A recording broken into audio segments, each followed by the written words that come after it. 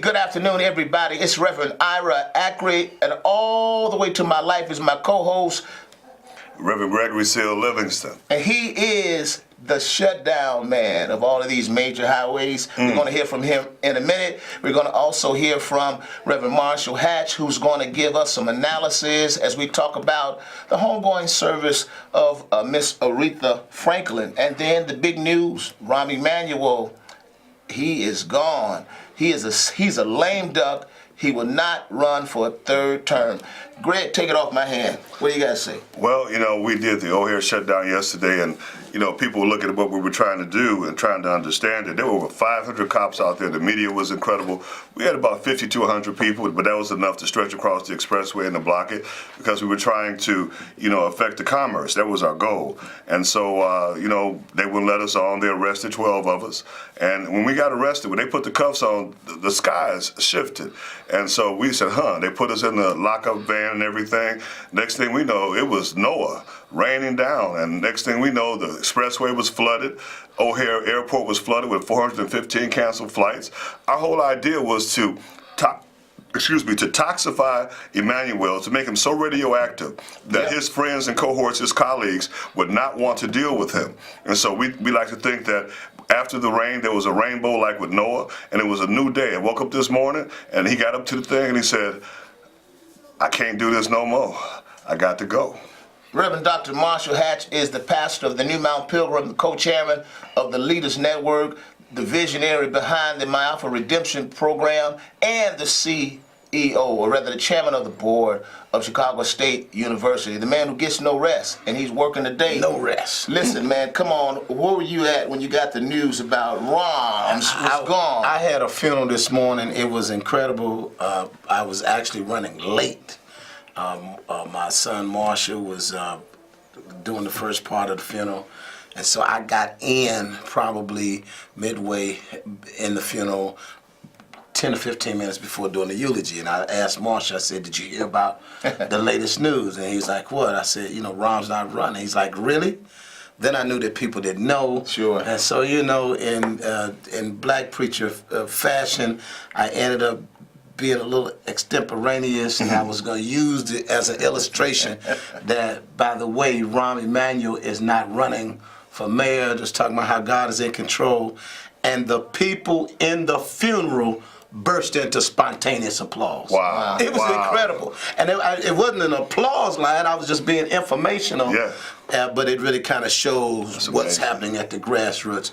People really do feel free of a major pharaoh. I honestly expected both of you guys to be at Aretha Franklin's funeral. Did you guys, how much of it did you see?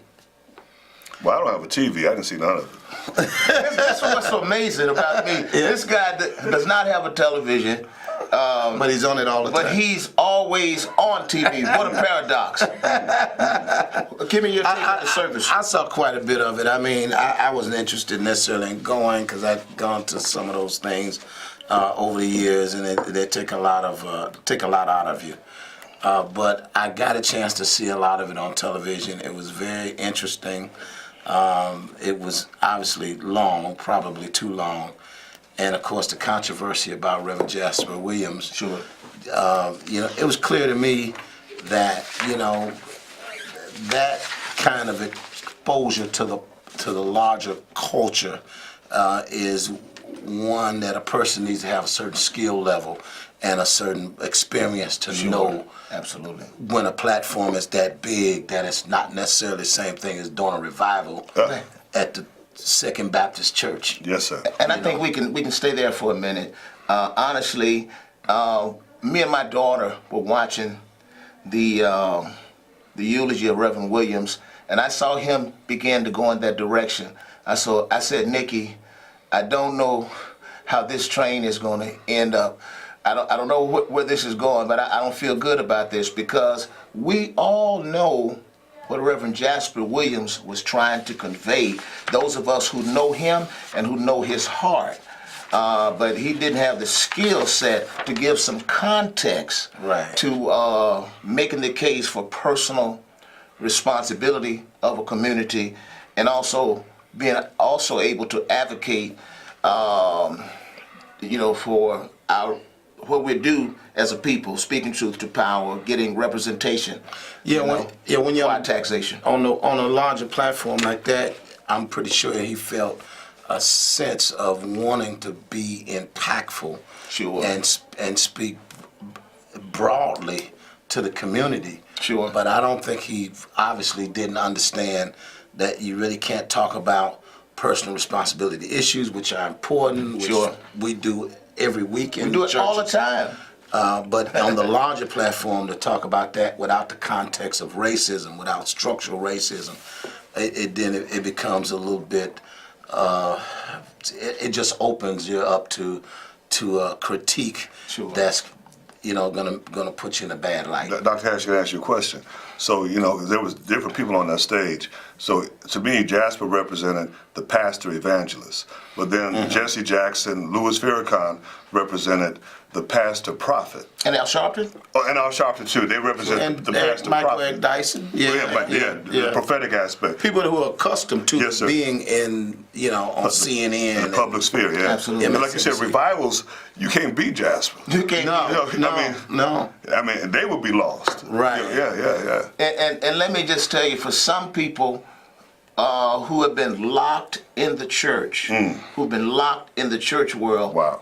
and can't fathom why Christians are beating up Reverend Williams, I need you to explain to them why there's an uproar from Christians. Can you explain that? Because some people really don't know. You got a major generational divide, and so you got Jasper, or Reverend Williams, is 76 years old, and his frame of reference was he had preached her father's funeral Yeah. 34 years ago.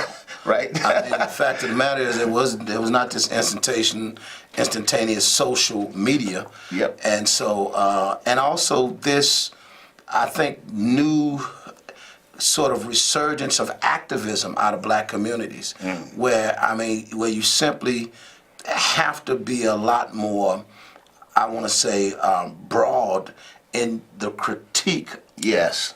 of the context of racism in dealing with the kind of dysfunction that is in black communities. And that's what makes it, so problematic to Sure. simply talk about the ills of black people without the context. People see it as patently unfair to the black community to do that. But I've seen both of you all down through the years. Both of you all have the Bible in one hand and the newspaper in the other. And you're able to bring them both together.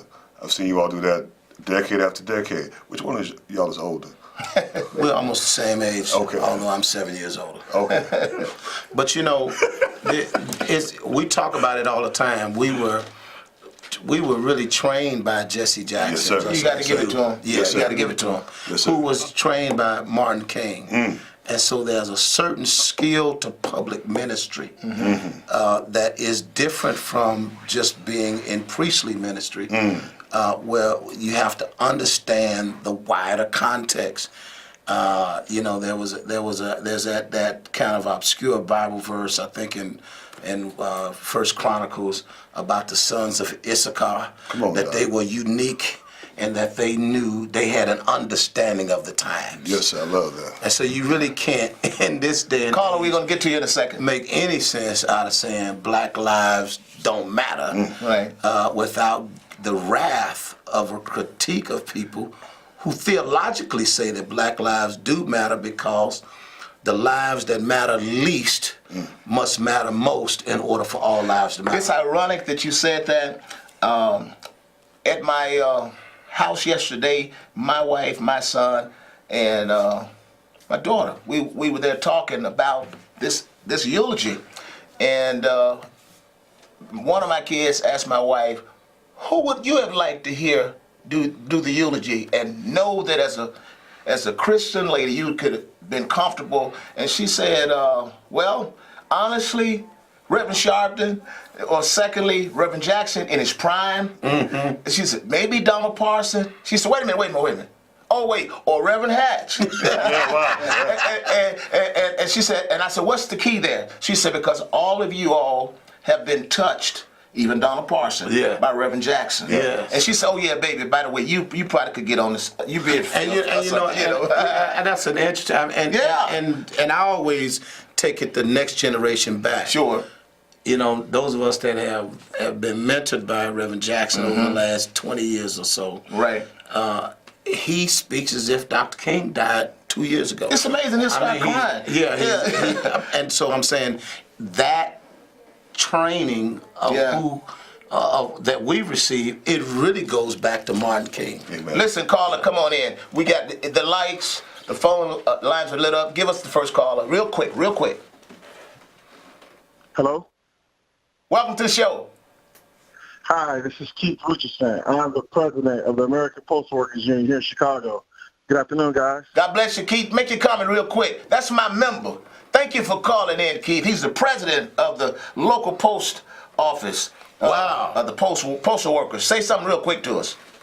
I just want to know, in you guys' opinion, how, as a community, will we come together to recruit and to support one candidate who can transform this city to make us better than where we are now? Excellent question. Thank you for chiming in. How can we come together? You could have did Aretha's funeral, Pastor Ackery. Absolutely. All right. He said I could have done Aretha Franklin's funeral. I want y'all to know that. but what can we do to come together? And what does coming together really mean, guys? That's a good one. Yeah, well, I think that people are talking now. Okay. I mean, the minute that the mayor made the announcement, the succession process intensified all over the town. Right. And so that people are talking about now, should there be one candidate to emerge out of our community that we can get behind a resource.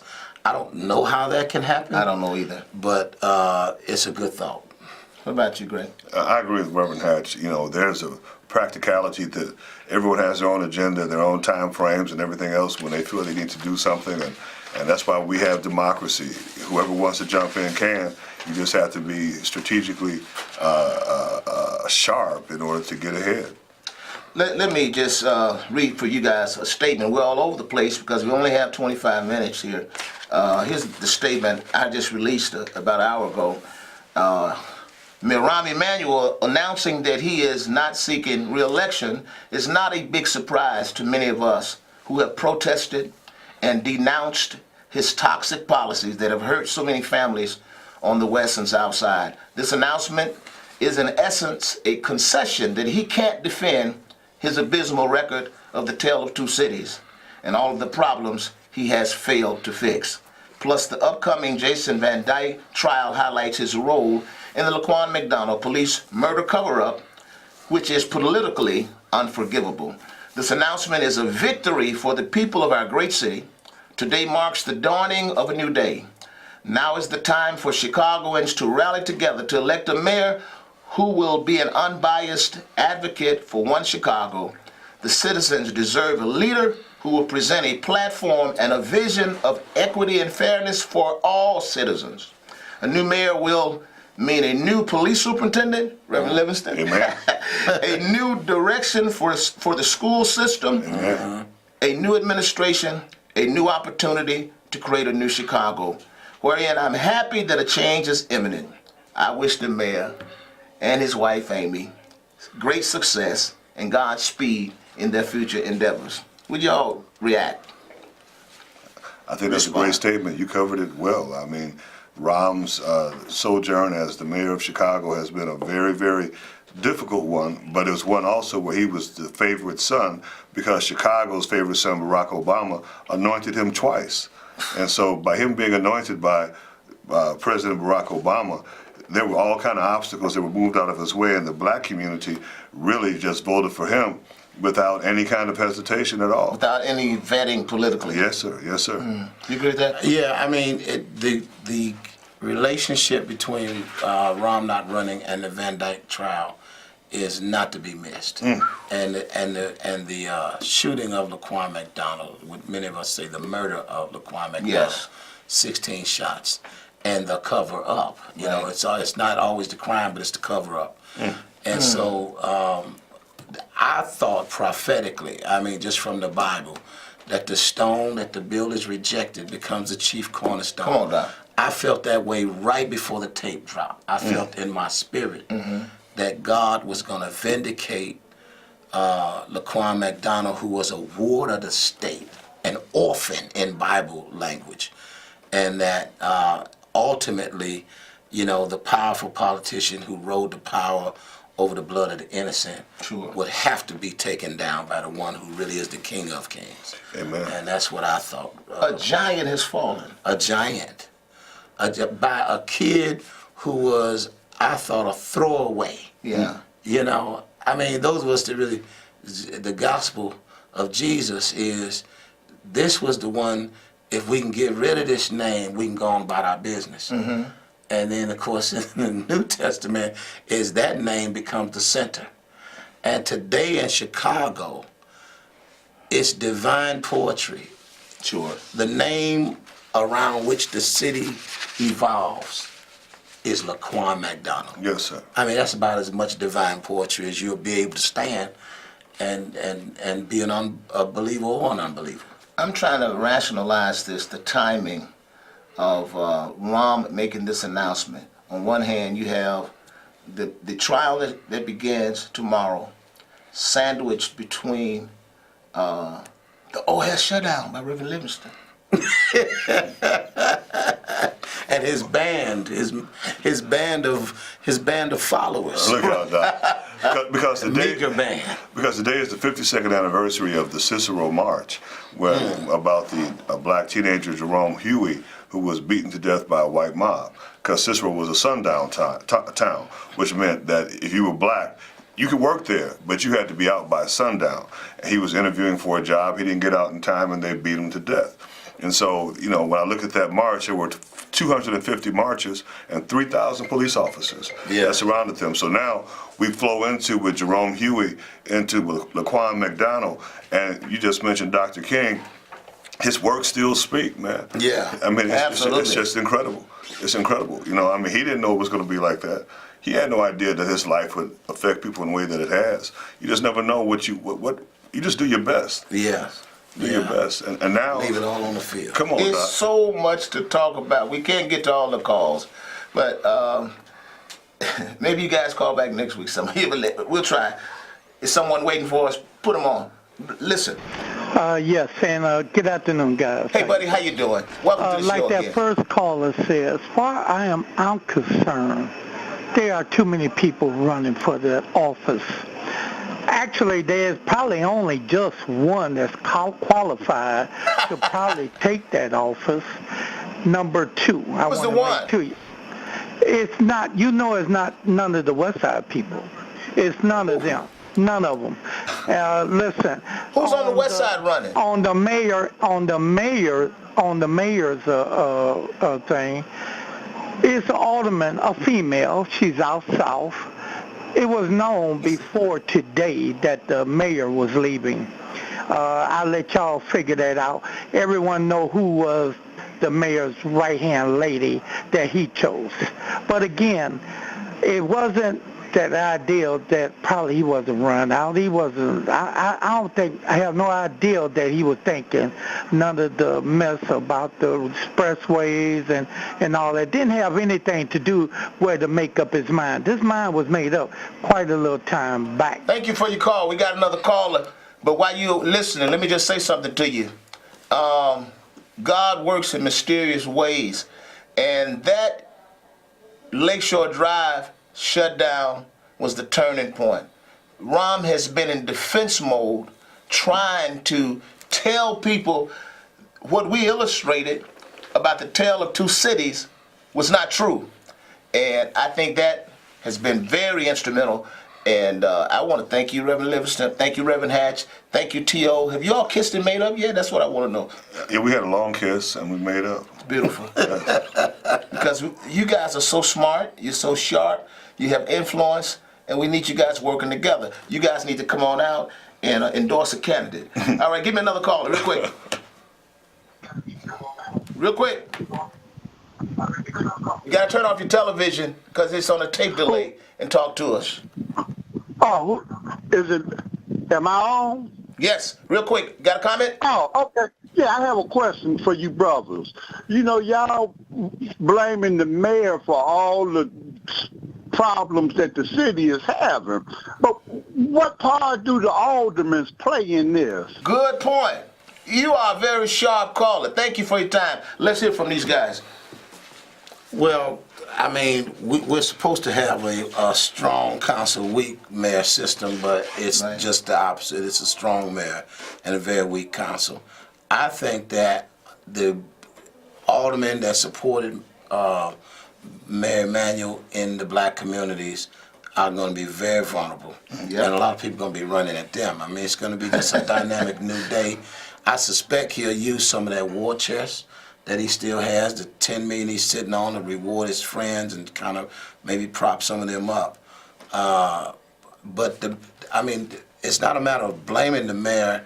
The mayor is controlling two $6 billion budgets. Yes. There's the regular budget, there's the school budget, then there's the park district, and then there's all of the other agencies of city government. There's the $420 million of HUD money that he's sitting on while people are in desperate need of housing in this town. Poor people are suffering. And so, I mean, he should be held accountable. And I mean, now's the chance to really kind of make a big difference in leadership, because leadership matters. And one of the things that we're preparing to do is TIF litigation. Is that so much of that money has not been spent where it's supposed to be spent according to, you know, the rules and regulations of the TIF piece. $55 billion that was supposed to go to the west side went to Navy Pier out of the TIF funds, things like that. And so he's still in office, but we're going to get a team of lawyers now to do this TIF litigation to take his money from him and to equitably distribute it throughout the city. Have you considered asking Ben Carson to come in and investigate him?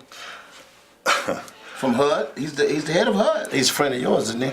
I've been through YouTube, you know, and I don't know, brain. I've never needed brain surgery. but I have. I ain't gonna lie to you. Unfortunately. Yeah. But no, you know what? Hey, we can bring Ben in. He does have those purse strings. He is there, and we just have to know how to treat him, how to deal with him, you know, and because he's there. But you know, we want to take Rahm's money. We want to take that TIF from his slush fund from him, that $1.5 billion, and use it wisely.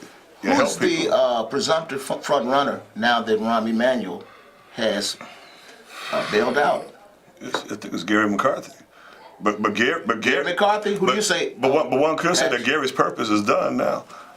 You know, but if he really wants to be mayor. I don't know if there's a front runner, because I don't trust the poll that has been quoted that Rahm's people did. But I think that probably the greatest beneficiary today might be Lori Lightfoot. I mean, the one that probably has the broadest base of support. Actually, it's amazing. You said, it's so funny. You said Gary McCarthy, and you said Lori Lightfoot, and I'm saying Dorothy Brown. But I should have wrote it down, but I had three top candidates who I thought benefited today. And I don't have an order, but I figured the race is now between Dorothy Brown, Lori Lightfoot, and Gary McCarthy. I really honestly thought that. And only thing that sanitizes Dorothy is the fact she's been investigated by the feds. But she has the greatest degree of name notoriety in ID. I mean, that means a lot. I do. I think I agree with that in terms of Dorothy's. She has a substantial base of support. She does. And even with, you know, the investigations, if there's not a incumbent out there with $10 million to spend, right, then I mean, she's very formidable, right? She is formidable because there's not going to be anybody necessarily with the resource to exploit anything that might be exploitable. So I agree that she comes out looking strong. But the question was, who's the greatest beneficiary today? And so I think that might be Lightfoot. But what if Chewy anoints a Latino candidate? That's I heard that Munoz all but announced. I heard that Really? today. Yeah. Wow. Yeah. They are not going to let this seat just be given up. They're not. No. And I'd like to see who's going to be Rahm Emanuel's candidate, or that group that's behind him. Yeah, because I think there is a person or two that they're vetted to, that the establishment group needs to project. Well, Michael Sachs, he funds Rahm and Kurt Summers. So Kurt Summers is being talked about now, too. So if Kurt Summers or Valerie Jarrett get in, is it over? No. No, but it will be, whoever comes out of that camp is going to be formidable if it's somebody like a Valerie Jarrett. You know who I was thinking, I wonder if they feel some kind of way. Well, number one, we also heard Lisa Madigan might run. Wow. Oh my goodness. Yeah. If Hadn't Lisa thought about gets that, in, you could forget it. But I wondered how Chewy is feeling today. I honestly He's said going to be that. stuck in Congress with the fifth floor wide open after taking the man to a runoff. I told Alderman Talia Farrell that today. I said, I this feel a guy little Chewy duped. should feel like he got duped. That's the exact word. I don't know. I think Chewy might get behind Willie Wilson. That's funny. Listen, I know can we go over? We can keep going, beautiful, because I wanted to go back and just get a little bit more insight and instruction to young preachers about personal responsibility when you're preaching and speaking truth to power. There's a balancing act you've done well with, because certainly, listen, on one hand, Jasper Williams is right. You can't say black lives don't matter, and I will never say it, but we understand what he's trying to say. He's trying to say, if we would just have some type of respect in our community for each other, then we can make the case better. Here's my thing. I know I asked you to say it, but my thing with that is this. I think one of the issues here is it's a subset, a small subset of people in our community that have responded in this out of control manner of dealing with poverty and frustration and all of that. It has fueled this anger and self-hatred. But most of the people in our community, they work hard every day, they're raising their family, they're people of faith, and it seems like people allowing a small subset in our culture to make us broad brush everybody. And I think people push back on that. What's your thoughts?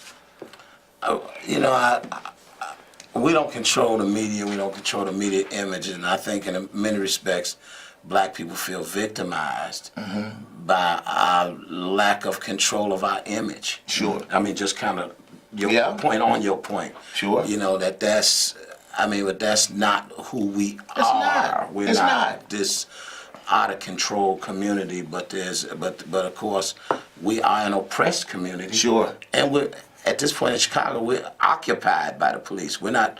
Yes. I mean, we don't have police as much as we are policed. I mean, we're occupied, and that's just a dysfunctional relationship with government that's going to have all kind of tragic consequences, and we see them. We're out of time, but I want to ask you guys, take us 30 seconds and let people know how they can connect with you, your organization, your church, your website. Reverend Livingston. Go to Facebook, the Coalition for New Chicago. We had one up there called Buy Rahm 2019, so that's going to be defunct in a few months. But Coalition for New Chicago on Facebook, you can connect with us in any way, find out what we're doing, get involved, and work on helping reduce the violence in this city, ending the tale of two cities, and just having Chicago be one people in one city. The best to reach us is at the same place you reached, Reverend. The Leaders Network is our vehicle for doing this kind of work. LeadersNetworkChicago.org. Thank you so much for watching, everybody. We'll see you next week. Back here, all hands on deck. All hands on deck. All hands on deck. Peace. God bless.